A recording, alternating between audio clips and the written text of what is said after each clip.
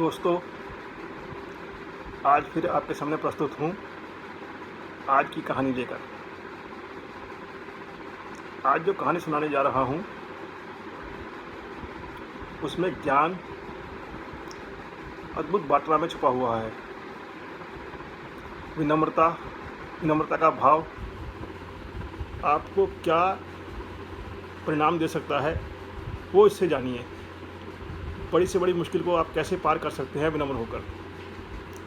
ये कहानी कोई साधारण कहानी नहीं है, सत्य घटना है।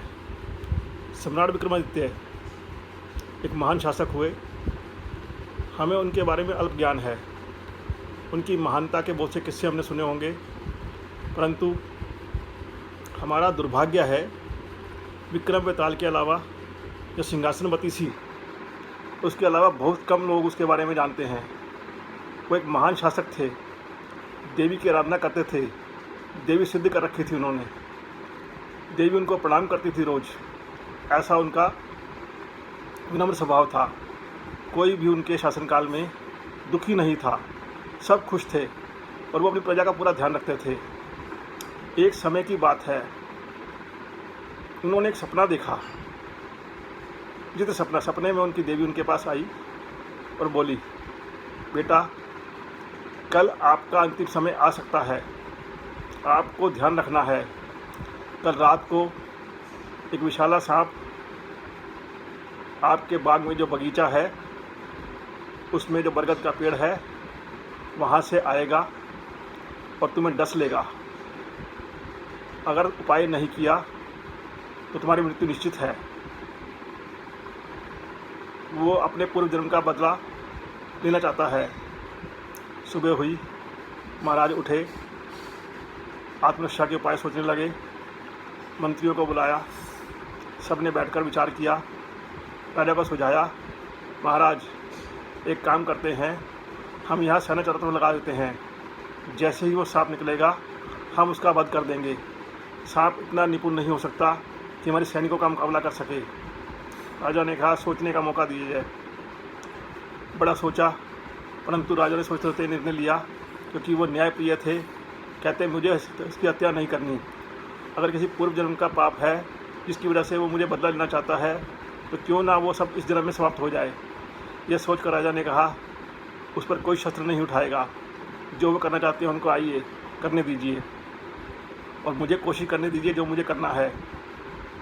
उन्होंने निर्णय लिया, मधुर व्यवहार से बढ़कर शत्रु को जीतने वाला और कोई हथियार इस पृथ्वी पर नहीं है। उन्होंने सर्प के साथ मधुर व्यवहार करने का मन बना लिया। ये सुनते ही मंत्रीगण बोले, सर्प किसी की मधुरता का विश्वास नहीं करते, उनके साथ ऐसा आचरण करना आपको खतरे में डाल सकता है। प्रभु महाराज, आप ऐसा मत सोचें, वो सर्प जाति से है, उनके साथ मधुरता मत रखिए। राजा ने कहा, नहीं, मेरा निर्णय अटल है और मुझे कोई दखल नहीं देगा। सांप की तरफ के काम कीजिए, उस पेड़ की जड़ से लेकर मेरी शैया तक फूलों का बिछौना बिछवा दिया जाए, सुगंधित जलों का छिड़काव करवाया जाए, मीठे दूध के कटोरे के सर डालकर सुगंधित करके जगह जगह पर रखवा दिए जाएं। सेवकों से कहा, रात को जब सर्प निकले कोई उसे प्रकार का कष्ट पहुँचाने की कोशिश ना करे, ये मेरी आज्ञा है, उल्लंघन करने वाले को सजा दी जाएगी। सब ने कहा, ठीक है महाराज। रात को सर्प अपनी बावड़ी से बाहर निकला, राजा के मार्ग की तरफ चलने लगा।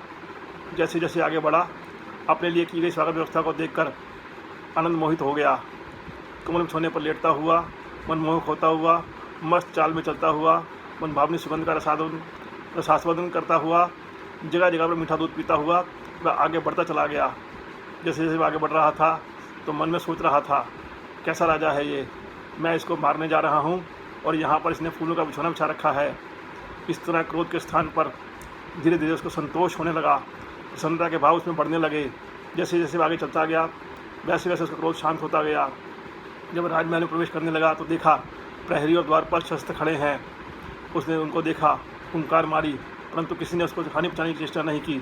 सब ने हाथ जोड़कर प्रणाम किया और उसको कहा, सांप को दिखाई दिया जैसे वो उसको प्रणाम करके कह रहे हैं, आप जाइए। यह असाधारण से लगने वाला दृश्य देखकर सांप के मन में स्नेह उमड़ पड़ा। सद्व्यवहार, नम्रता, मधुरता के जादू से उसने मंत्रमुग्ध हो गया। उसने सोचा, एक कैसा राजा है, कहाँ मैं उसको काटने चला हूँ, परंतु अब उसके लिए अपना कार्य करना असंभव हो गया।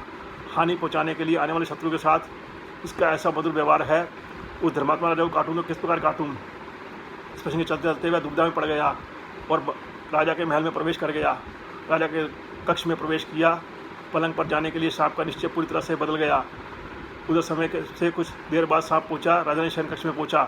राजा ने सबसे कहा, आइए महाराज, मैंने आपको कष्ट दिया था पूर्व जन्म में, आप उसका बदला लेने आए हैं। आप बिल्कुल मुझे काट कर अपनी प्यास बुझा सकते हैं। अपनी प्यास बुझा सकते हैं। आदर करता हूँ।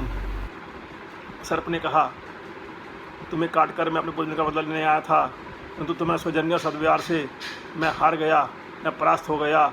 अब मैं तुम्हारा शत्रु नहीं मित्र हूँ। मित्रता का पासरूप अपनी बहुमूल्य मणि तुम्हें दे रहा हूँ, इसको अपने पास रखो। इतना कहकर उसने पूछा, प्रभु महाराज राजन, आपको जो मांगना हो मांगिए। मैं आपकी इस व्यवहार से प्रसन्न हूँ, आपकी उदारता से बिल्कुल प्रसन्न हूँ। आप जैसा शासक मैंने आज तक नहीं देखा। यह जो मैंने कहानी सुनी थी, आपके बारे में चर्चा सुनी थी, बिल्कुल सत्य है। आप बिल्कुल न्यायप्रिय हैं। आप जैसा शासक कोई ना होगा, ना होएगा, ना हुआ है। आप जो चाहें मुझसे मांग सकते हैं। राजा ने सर झुकाकर उसको प्रार्थना की कि आपका दिया सब कुछ है मेरे पास। मुझसे जो गलती हुई हो पूर्व जन्म में उसे क्षमा कर दीजिए, और आप बदले का भावना मत रखिए, क्योंकि इससे आपके जन्म में भी, आपके आने वाले जन्मों में भी दिक्कत होती है, आपको कष्ट होती है। यही जीवन की सच्चाई है। अच्छा व्यवहार कठिन से कठिन कार्यों को सरल बना देता है। यदि व्यक्ति व्यवहार कुशल है तो मुश्किलें अपने आप आसान हो जाती हैं। यही मेरी आपसे कामना है। अपने व्यवहार में नम्रता लाइए तो अच्छा रहेगा। किसी के प्रति सद्भाव रखिए, चाहे वो शत्रु ही क्यों ना हो, अवश्य उसका मन बदलेगा। आप करके तो देखें, आपका जीवन सार्थक हो जाएगा। दोस्तों, यही मेरा आपसे संदेश है। और आपने जो मेरी कहानी सुनी, मैं चाहता हूँ उसमें कोई भी सुझाव हो अवश्य मुझे भेजें, मुझे अच्छा लगेगा।